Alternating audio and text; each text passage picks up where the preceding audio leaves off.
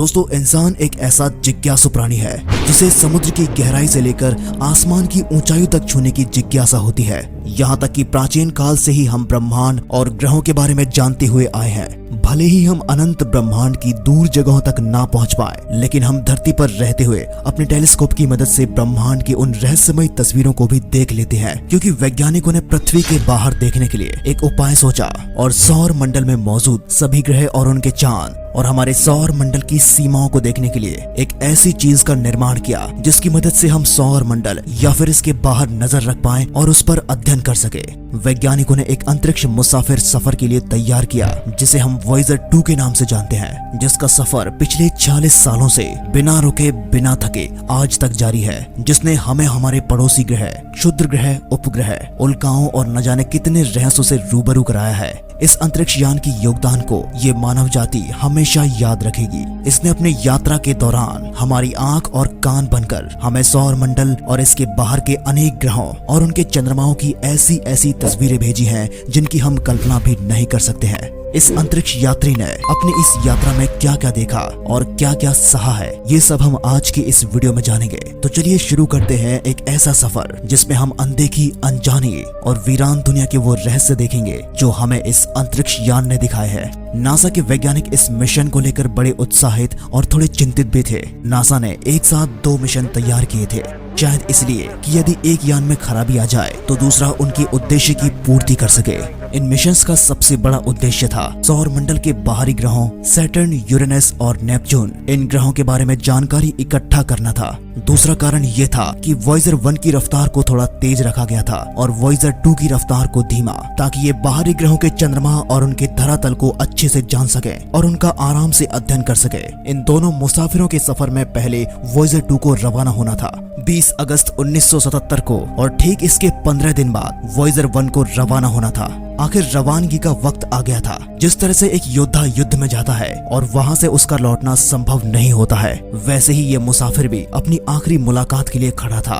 वैज्ञानिकों के साथ साथ पूरी दुनिया इसको विदा करने और इसके सफर की कुशलता की कामना कर रही थी। शनिवार 20 अगस्त 1977 अमेरिका की अंतरिक्ष एजेंसी नासा ने फ्लोरिडा के केप कैनावरेल से वॉयेजर 2 को लॉन्च कर दिया, जिसे एक ऐसी यात्रा के लिए जाना था जिसका कभी कोई अंत ना हो, और साथ ही साथ ये हमारे सौर मंडल और ब्रह्मांड के नए नए रहस्यों को भी उजागर करता हुआ एक दिन अनंत ब्रह्मांड में कहीं खो जाएगा। इसे ब्रह्मांड में बहुत लंबा सफर तय करना था। जब ये पृथ्वी से रवाना हुआ था तो इसका मतलब हमारे सौर मंडल के बाहर के ग्रहों के बारे में जानकारी जुटाकर वैज्ञानिकों को बताना था और उन ग्रहों की तस्वीरों को भी खींचकर पहली बार हमें दिखाना था कि ये ग्रह असलियत में दिखते कैसे हैं। और ये अंतरिक्ष यान अपने पूरे जज्बे के साथ, अपनी पूरी ऊर्जा के साथ अंतरिक्ष के इस लंबे सफर की ओर चल पड़ता है। अंतरिक्ष यान वॉयेजर 2 काफी हद तक अपने भाई वॉयेजर 1 की तरह था, लेकिन इसका रास्ता और रूट वॉयेजर 1 से बिल्कुल अलग होने के साथ साथ ये थोड़ा स्लो भी है। तो अलग अलग रास्ते और अलग अलग स्पीड रखने का मतलब अलग अलग तरह की जानकारियां जुटाना था। जब ये अंतरिक्ष यान अपनी यात्रा के दौरान मंगल और बृहस्पति ग्रह को पार करके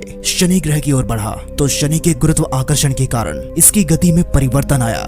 गति का उपयोग करके इसने अपने आप को यूरेनस यानी अरुण ग्रह की ओर मोड़ लिया, जिसका अध्ययन करने और जानकारी जुटाने के मकसद से इसे लॉन्च किया गया था। ये पहला मानव निर्मित अभियान या कोई वस्तु थी जो पहली बार यूरेनस और नेपच्यून पर पहुंचकर उनकी जानकारी इकट्ठा कर रही थी। यहाँ तक पहुंचने में इस अंतरिक्ष यान की सहायता एक विशेष परिस्थिति ने की, और ये परिस्थिति ऐसी थी कि सभी ग्रह अपने मार्ग के हिसाब से एक ही रेखा में थे। ये एक ऐसी परिस्थिति होती है जो सैकड़ों सालों में एक ही बार होती है। इस परिस्थिति के कारण इसका रास्ता छोटा हो गया और बहुत सारी ऊर्जा की बचत के साथ साथ इसको एक अतिरिक्त गति भी मिल गई। 1 साल 10 महीने और 20 दिन का सफर पूरा करके लंबी यात्रा के बाद ये अंतरिक्ष यान 9 जुलाई 1979 को जुपिटर के काफी नजदीक पहुंचा।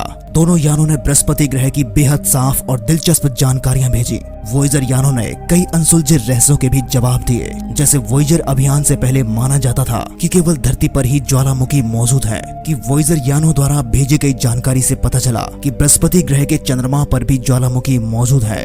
नासा के सीनियर वैज्ञानिक एडवर्ड सी स्टोन का भी कहना है, वॉयेजर अभियान में सौर मंडल को लेकर हमारे तमाम ख्याल गलत साबित कर दिए। पहले हमें लगता था कि केवल धरती पर ही सागर मौजूद है, पर वॉयेजर ने हमें बताया कि बृहस्पति ग्रह के चांद यूरोपा पर बर्फ की मोटी चादर के नीचे विशाल समुद्र पाए जाते हैं। वॉयेजर यानो ने शनि ग्रह के बारे में भी कई चौंकाने वाले खुलासे किए हैं। उसने शनि ग्रह के रिंग्स यानी छल्लों की कई तस्वीरें भेजी और बताया कि शनि ग्रह के चांद टाइटन पर हाइड्रोकार्बन के सागर मौजूद है जो ईथेन और मीथेन से मिलकर बने हैं। वॉयेजर यानों के द्वारा हमें शनि ग्रह के छोटे से चांद इनसेलेटस के बारे में भी कई प्रमुख जानकारियां प्राप्त हुई हैं। वैज्ञानिक बृहस्पति ग्रह को कई दशकों से दूरबीन और आंखों के माध्यम से देख रहे थे, लेकिन वॉयेजर यान ने हमें जुपिटर ग्रह की कई आश्चर्य तस्वीर प्रोवाइड कराई, जिनमें हमें विशालकाय लाल धब्बा नजर आ रहा था जो कि जुपिटर ग्रह पर चलने वाला एक बहुत ही बड़ा तूफान है। इसी के साथ ही जुपिटर पर हमें कई छोटे छोटे तूफानों की भी संभावनाएं मिली है। जब ये जुपिटर के पास से गुजरा तो उसने वहां की तस्वीरों को भी अपने कैमरे में कैप्चर कर लिया था।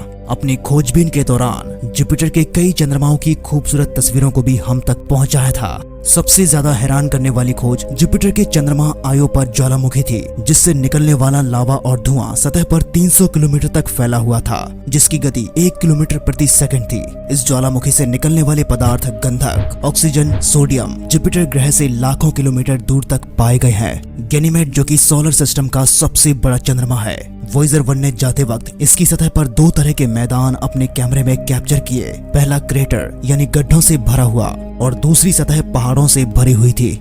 यहाँ से अपनी खोजबीन के बाद ही अंतरिक्ष यान शनि ग्रह की ओर रवाना हो चुका था।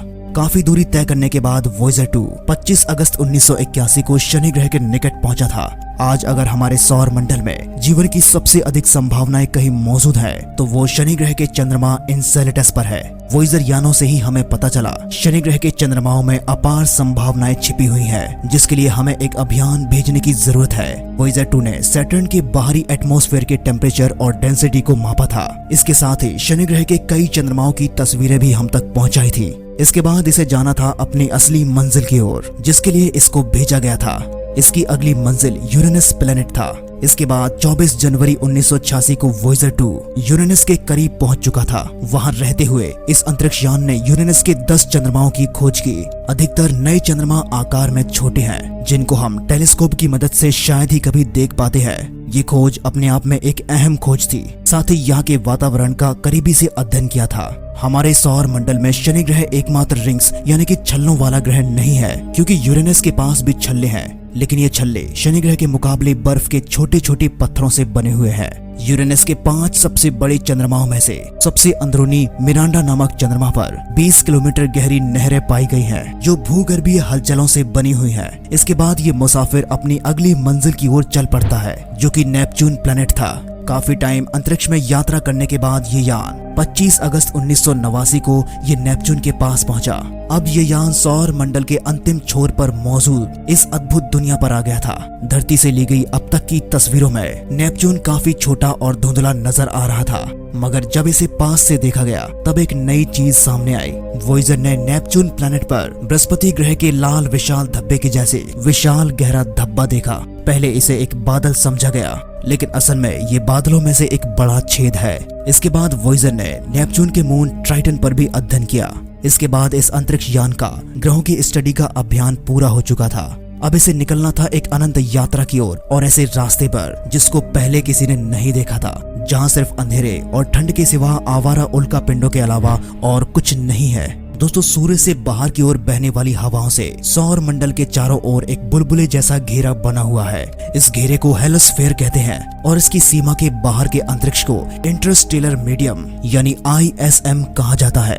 इस अंतरिक्ष यान ने साल 2018 में इंटरस्टेलर स्पेस में प्रवेश किया था। इस समय तक इसके 11 उपकरण काम कर रहे थे। आज केवल इस अंतरिक्ष मुसाफिर के केवल 4 उपकरण ही काम कर रहे हैं और बाकी के इंस्ट्रूमेंट्स को एनर्जी बचाने के लिए बंद कर दिया गया है। और आज वॉयेजर के 4 इंस्ट्रूमेंट्स चालू हैं। इनका इस्तेमाल मैग्नेटिक फील्ड से जुड़े डेटा को इकट्ठा करने के लिए, सोलर विंड से जुड़े डेटा को इकट्ठा करने के लिए और कॉस्मिक रेज के डेटा को इकट्ठा करने के साथ ही उन डेटा को पृथ्वी तक पहुंचाने के लिए और साथ ही संपर्क बनाए रखने के लिए इस्तेमाल किया जाता है। इसके कैमरे को भी बंद कर दिया गया है, जिसकी वजह से इसकी ऊर्जा तेजी से खत्म हो रही थी। 2013 में अंतरिक्ष यान वॉयेजर 1 सौर मंडल से बाहर अपनी सुदूर यात्रा की ओर निकल पड़ा था। आज ये यान गुप्त अंधेरे में अपने सफर को तय कर रहा है। पहले कभी कभी ये अंतरिक्ष में हमें सुदूर अंतरिक्ष की तस्वीरें भेजता था और हाल ही में अंतरिक्ष यान वॉयेजर 2 भी हमारे अंतरिक्ष को छोड़कर अपने अनंत सफर की ओर निकल गया है। आज ये मुसाफिर करीब 133.3 एस्ट्रोनॉमिकल यूनिट की दूरी पर है।